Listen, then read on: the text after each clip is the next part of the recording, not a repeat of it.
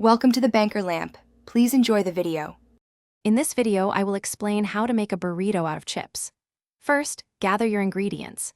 You'll need a bag of large, sturdy tortilla chips, your preferred burrito fillings such as seasoned ground beef or black beans, shredded cheese, and any desired toppings like salsa or sour cream. Ensure your chips are robust enough to hold the fillings without breaking easily. This unique twist on a classic offers a fun and delicious snack or meal. Now, let's build the foundation for your chip burrito.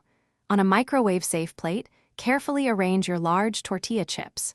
Overlap them slightly, creating a solid, flat base that resembles a small tortilla. Aim for a rectangular or oval shape, roughly 6 to 8 inches in length. This overlapping technique is crucial for stability, ensuring your delicious fillings stay securely in place as you build your creation. With your chip base ready, it's time for the delicious fillings. Spread your warmed ingredients, like seasoned meat, beans, or rice, evenly across the chips.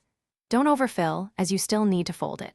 Next, sprinkle a generous amount of shredded cheese over all the fillings.